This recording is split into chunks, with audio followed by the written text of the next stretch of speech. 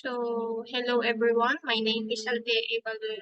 So, ang topic natin ngayon ay linear programming. Minimization model naman. So, tapos na natin yung maximization model, tapos graphical pa rin naman. So, ito yung sinasabi kong dalawa yung class ng model. So, ito yung problem niya. Ang problem natin is ito.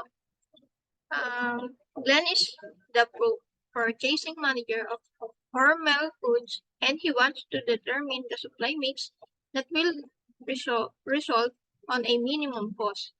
He is able to determine the data necessary for him to make a decision. A gallon of Alaska milk can produce 3 cases of cheese, 4 cases of butter, and 2 cases of cream. A gallon of Nestle milk can produce 2 cases of cheese, 5 cases of butter, and 6 cases of cream.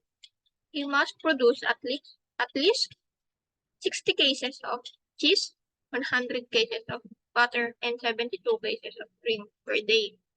Alaska milk costs $10 per gallon, while Nestle milk costs $15 per gallon. The figures are summarized in the table.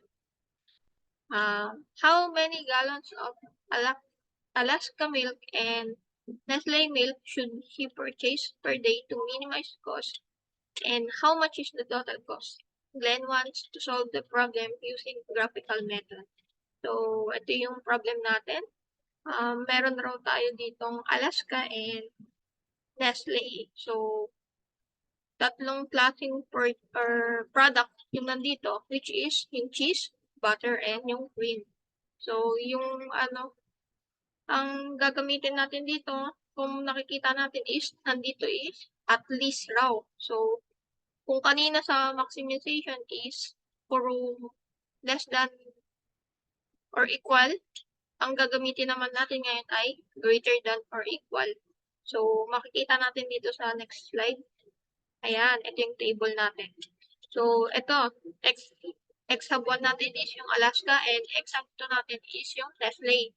So, ito yung sinasabi ko sa inyo kanina na yung product natin is tatlo. Yung cheese, butter, and yung cream. Sa Alaska, meron tayong ditong 3 keso, 4 na butter, at 2 cream.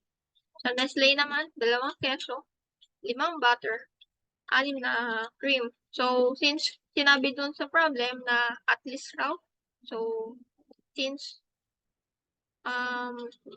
at least, ibig sabihin, paliliitin raw natin yung cost. So, since yung sa maximization is, pinipili natin yung mataas na cost, ngayon naman, pipiliin natin yung maliit na cost, pero madaming produce. So, yung minimization is, ginagamitan tayo ng greater than or less than. So, ito. Yung minutes per day natin sa cheese, butter, cream is 60,172. So, ito yung profit per case. Sa Alaska is $10 and sa Nestle, $15. So, ayan. Yung objective natin or yung minimization natin is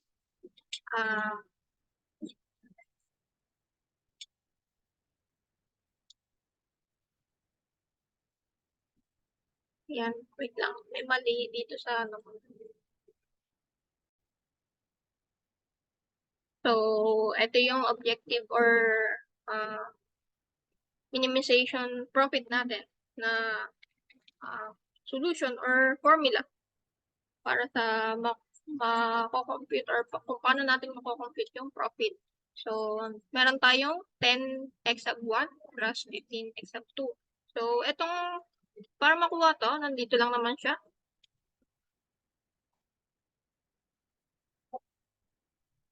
Ayan, ito, nandito siya sa may table.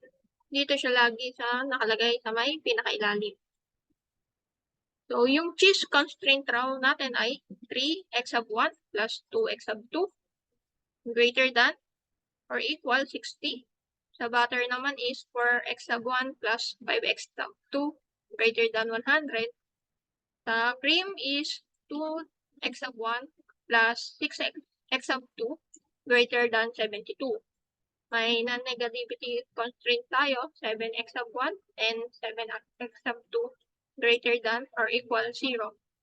So, kung sa maximization, yung sa example natin kanina or sa last video, halimbawa 100, no? At least 100 raw. So, sa maximization, bawal ka raw lumampas na 100 o kaya hanggang 100 ka lang. Sa minimization naman ngayon, at least, no? Or greater than. So, pwede tayong lumampas sa 60 or kaya sa 100. Pwede tayong mag-ano dyan. Kunyari, 60 o kaya umabot ng 70. Pwede yon. Hindi katulad sa maximization. So, ito yung step 2. Yan. Katulad lang rin to sa maximization. Ginagamitan na rin natin siya ng let. So, yung sa cheese, ayan, ito yung sa cheese. 3x sub 1 plus 2x sub 2 greater than 60, let x sub 1 equal 0. Ayan. Naaral naman na natin ito, no? So, ito, 0. Sa 2x sub 2 equal 60 over, divide both sides sa 2, no? Wala na to, 0. So, divide 2 para mawala na, para maging 7x sub 2 lang. 60 divide 2 is 30. So, may coordinate tayo dito na 0, 30. Let x sub 2 equal 0 naman. X sub 2 lang, papalitan natin ng 0. 3x sub 1 plus 2 times 0. 0 na yan. Equal 60. So, divide both sides sa 3. So, matitira na lang x sub 1. 60 divide 3 is equal to 20. So, ang ating coordinate dito sa x sub 1 ay 20, 0. Yan. Para naman sa butter constraint, meron tayong 4x sub 1 plus 5x sub 2 greater than or equal to 100. Yan, katulad lang rin, ulitin natin. Let x sub 1 equal 0. 4 times 0 is 0. Cancel. 5x sub 2 greater than or equal to 100. Divide both sides sa 5. X sub 2 na lang. 100 divided by 5, 20. Kaya ang coordinate natin para sa x sub 2 is 0, 0, 20. Sa let x sub 2 naman tayo is 0. So, 4x sub 1 plus 5 times 0 is 0. Wala na to. X equals 100. So, divide ulit natin sa 4. X sub 1 na lang. 100 divided by 4 is 25. So, ang ating coordinate dito sa x sub 1 ng butter is 25, 0.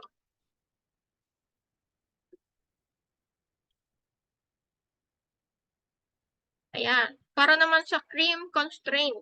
Yan. Pangatlong constraint na natin to ngayon is 2x sub 1 plus 6x sub 2 greater than 72. Let x sub 1 is 0. Cancel. 6x sub 2 was 72. Divide both sides sa 6. X sub 2 na lang. 72 divided by 6 is 12. So, ang ating x sub 2 para dito sa cream is 0, 0, 12. Let x sub 2 naman tayo. 2x sub 1 plus 0, 6 times 0, cancel, equal 72, divide both sides sa 2, x sub 1 na lang, 72 divided by 30, 72 divided by 2 is 36. So, ang ating x sub 1 ay 36, 0.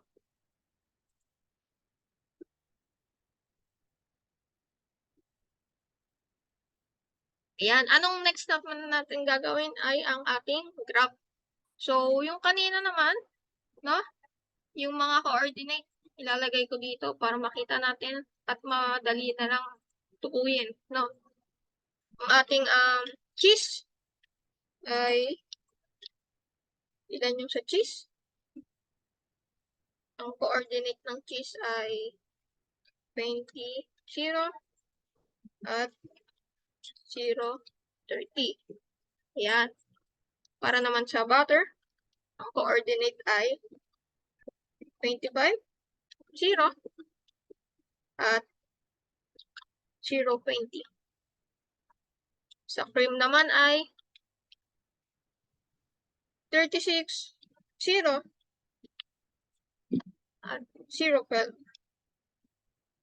Yan. Para madali na lang natin i-drawing ngayon, no? Pwede na natin siyang i-drawing ngayon kung tutusin. So, gawa tayo ng graph na.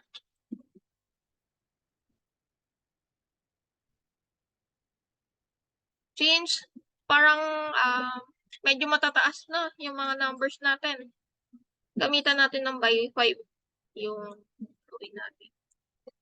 Sa 5 tayo magsimula. Since malalayo ang agwat talaga.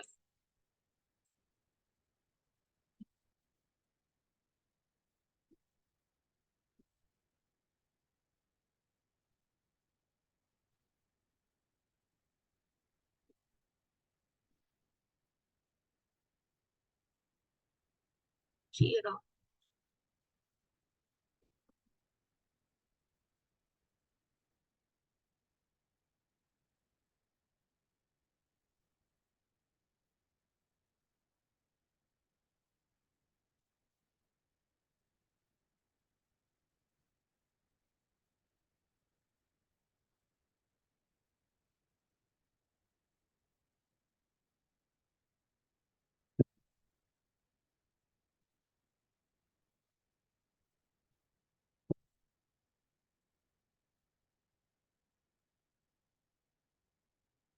Yan, gawin natin 40.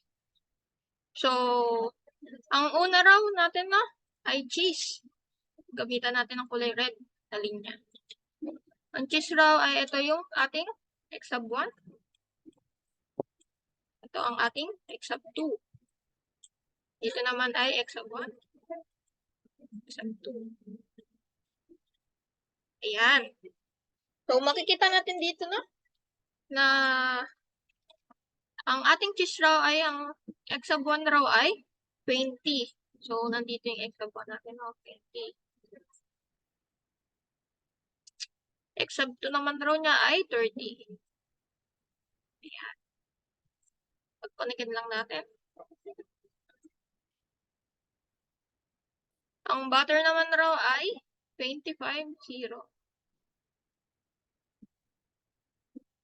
Lagyan pala natin ng palatandaan para alam natin mamaya kung ano-ano niya.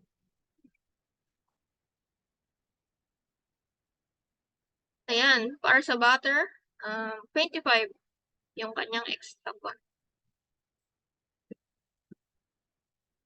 Ang x sub 2 naman niya ay 20. Dito siya.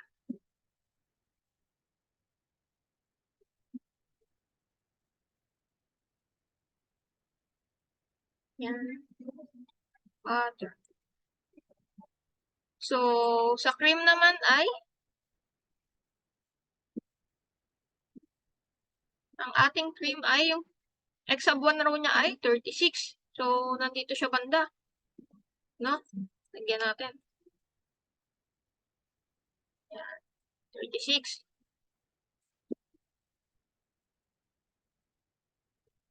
Ang x sub 2 naman raw niya ay 12. So, nandito. 11, 12.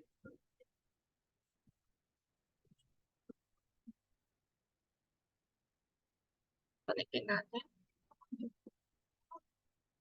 Ayan. So, makikita natin may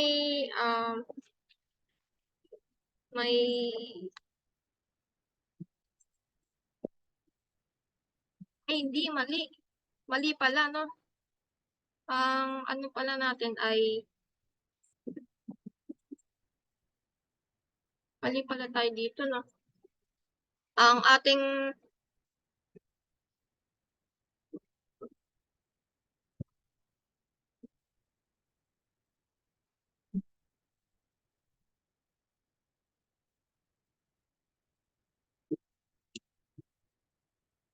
so, ayan.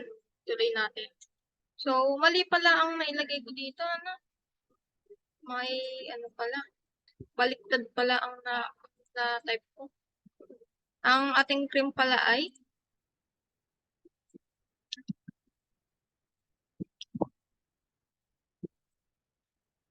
12-0. Ang ating 0.36. Ayan.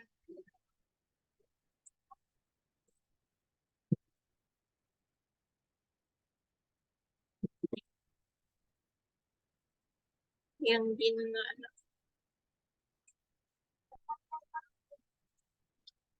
yung baliktad pala. Baliktad.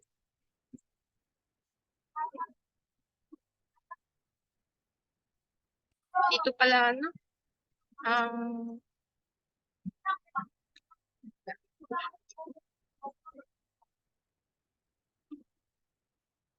dito pala ang 36.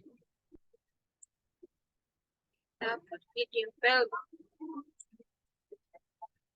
Mali ito.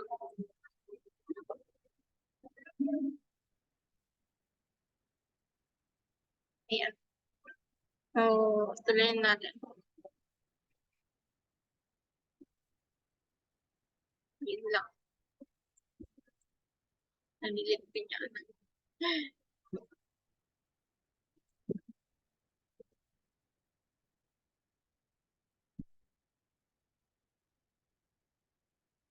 Ayan. Sige. Anin na lang muna natin, ha? Mali pala ito. Huwag nyo na lang pansinin yan. So,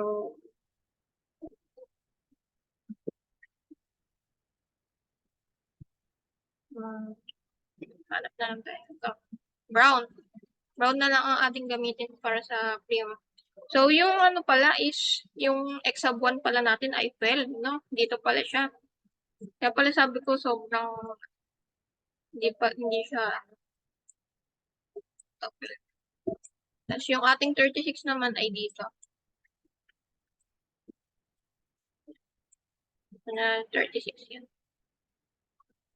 Ayan.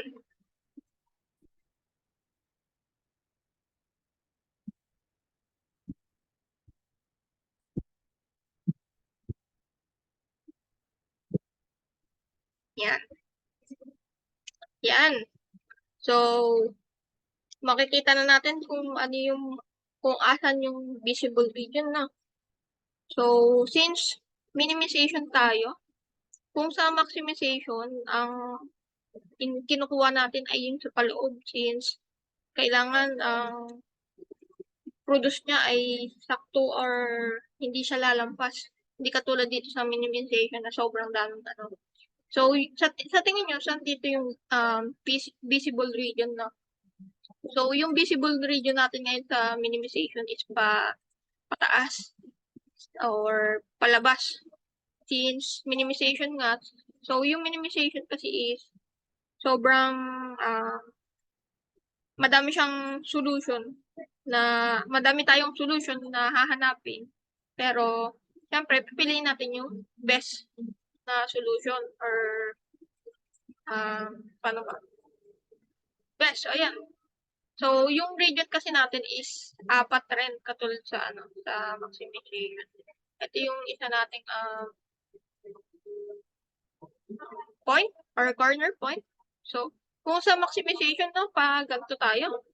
Sa minimization naman, pag tayo. Ito pa yung point.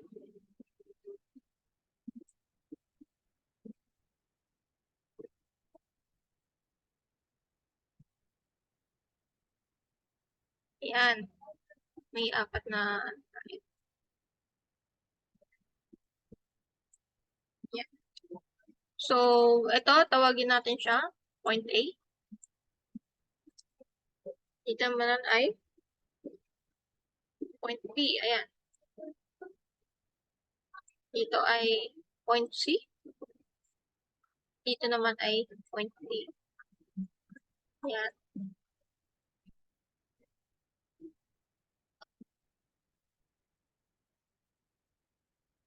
Ayan, may 4 na point na tayo ngayon, no? So, ngayon ay isosolve natin yung kanilang minimization profit. Ayan. Yung minimization profit natin kanina ay 10x sub 1 plus 15x sub 1. So, yun yung gagamitin natin formula para makompute natin yung profit nila per corner point. So, unahin natin yung madali. Siyempre, may zero na, So, tatype ko dito yung minimization profit ng formula.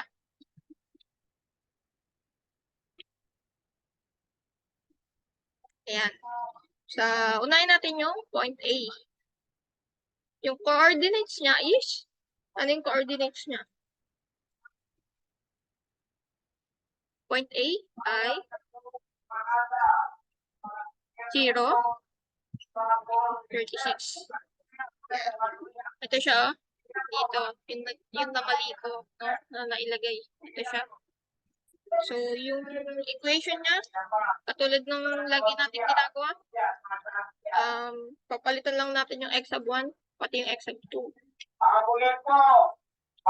Ito, 15 times 36.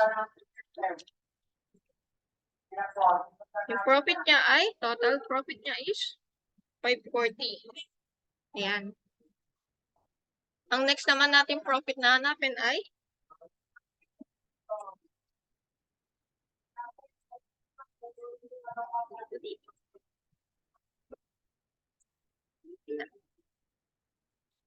ang next natin na profit, corner points, sorry.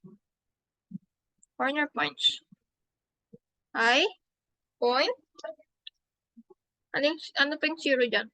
Yung point B. Yan. Katulad lang rin nun. Wait. Ano yung coordinates niya? So, yung coordinates niya ay 25, 0. Sa buwan niya ay 25. Yan. Palitan lang natin ulit.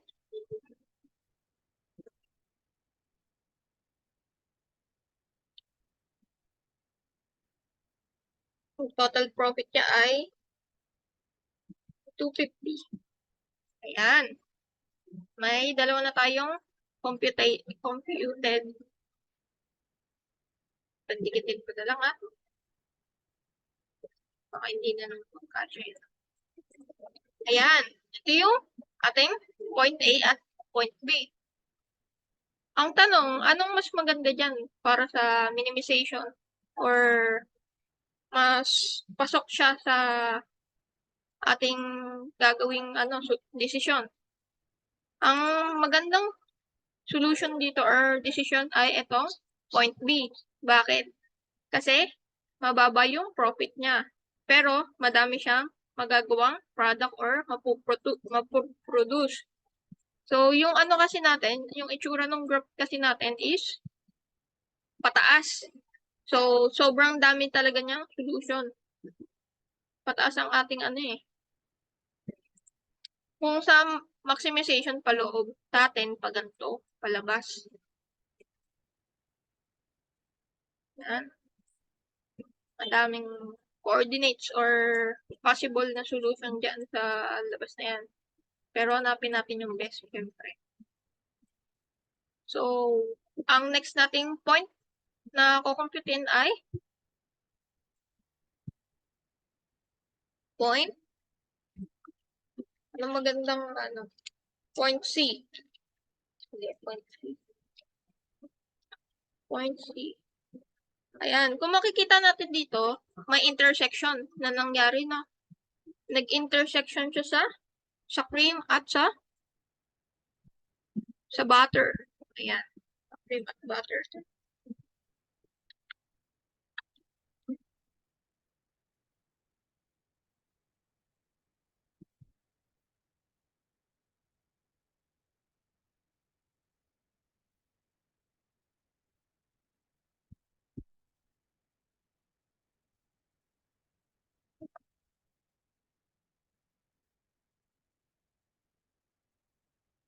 Ayan.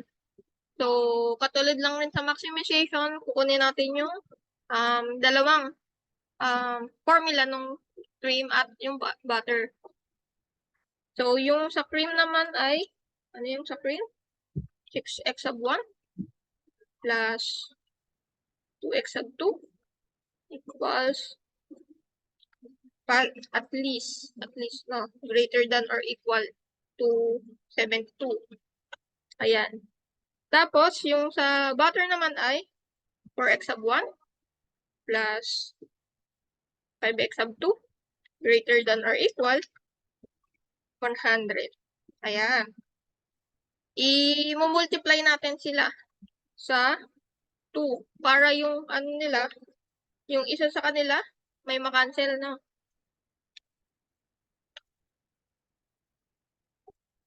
So, tignan natin.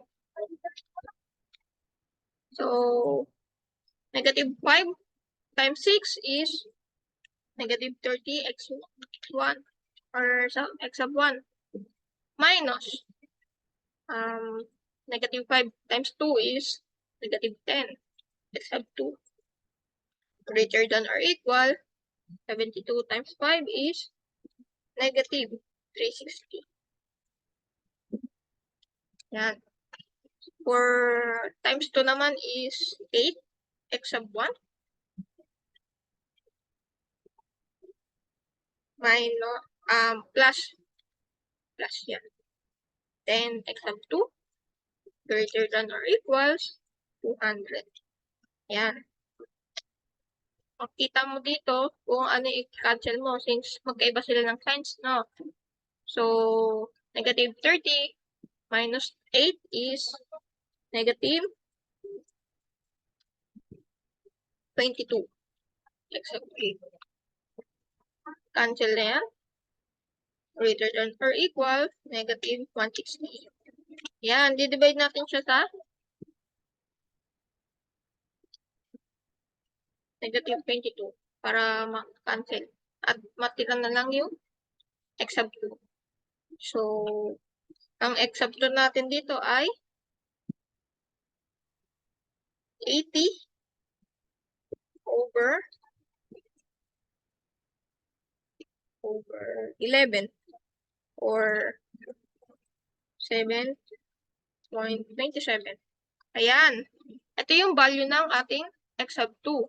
So, yung x sub 2 naman ay compute natin para kukuha tayo ng any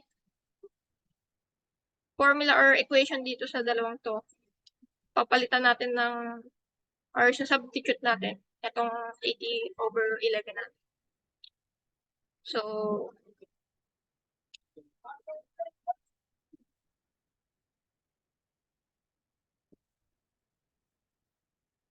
ang ating ito na lang para mas madali na. Yung 4, palitan natin ng 80, no. X sub 1 pala ito, no? Namali na naman. X sub 1, cancel to. Natitira na lang to. Mali yung sulat ko, sorry.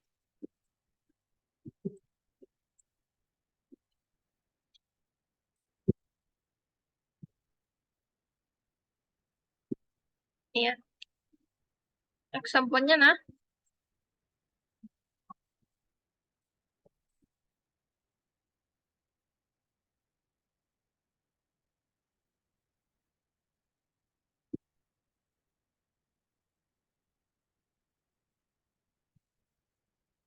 Ayan. Yung x sub 1 natin ay 80 over 11 plus 5x sub 2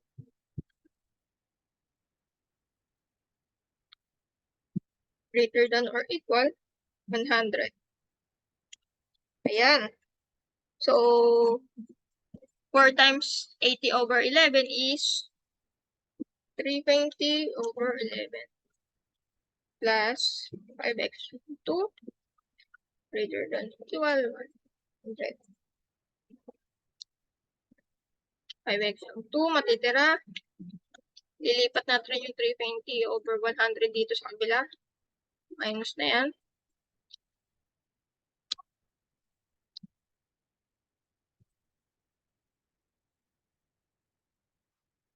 X sub 2 minus natin 100 over 100 minus 320 over 100, ay 11 is equal to 711. Ayan. Divide natin both sides sa 5.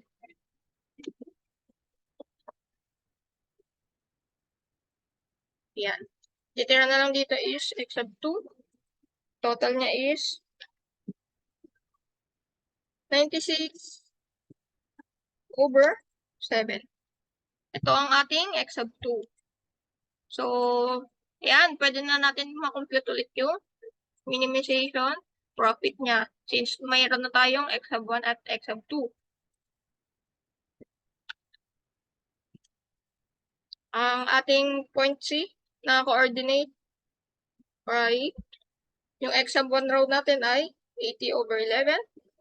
Tapos yung ating x sub 2 is 96 over 7. So, ito ang ating formula, no? 10x sub 1 plus 15x sub 2.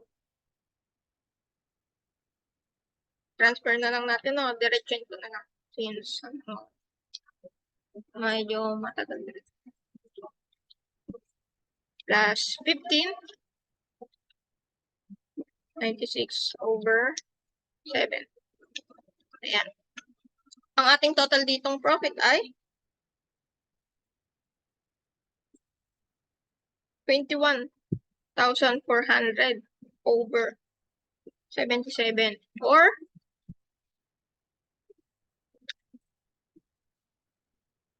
the decimal is 278.44. Ayan. Ayan ang ating point C na profit. Para naman sa point D, ang ating intersect naman dito ay cheese, tapos yung butter. Ito. Delete ko na to. Para may space para sa ano.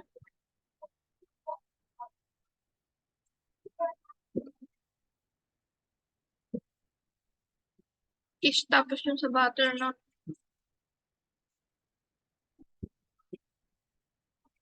Ayan. Ito na lang natin ilagay. Yung point D. Intersect. Ayan, intersect yan. Cheese, tapos, and butter.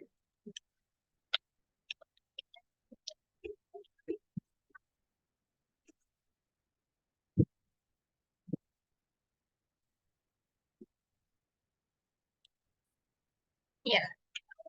So, yung cheese and butter daw ay may formula rin tayo dyan, no, kanina. Ang ating formula dyan is 3x sub 1 plus 2x sub 2 greater than or equal 60. Tapos yung sa butter naman ay 4x sub 1 plus 5x sub 2 greater than or equal 100.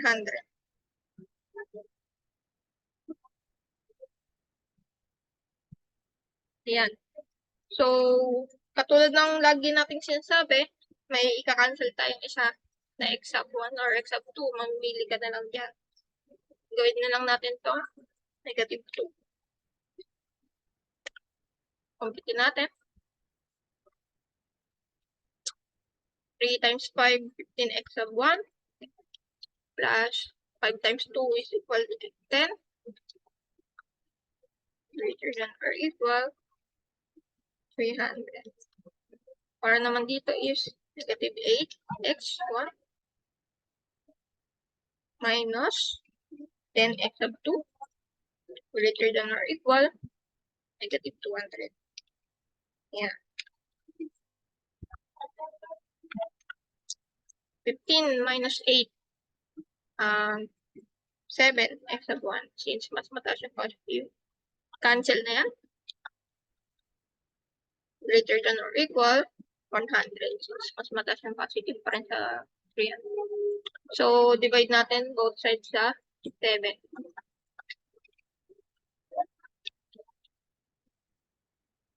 Yan. Makikita natin, matitira na lang dito is x sub 1. 100 over 7 is 100 over 7. Divided by 7 or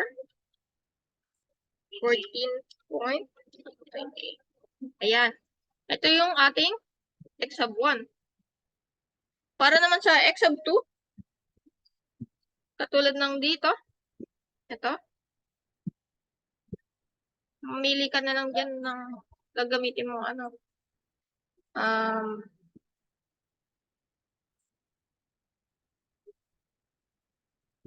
diba? Yung formula natin. So, ito, cancel na to. Wala na to na. Kasya pa ba? Dito. Lagay natin.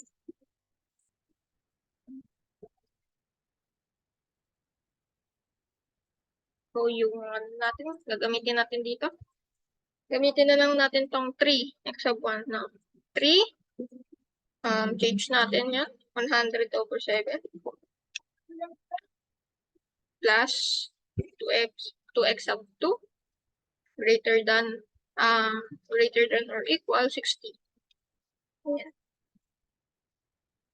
So, 3 times 100 over 7 is 300 over 7 plus 2x sub 2 greater than or equal 60. 2x sub 2. Transfer natin yung fraction sa kanan side. 300 over 7. Ayan. Na-minus naman natin to.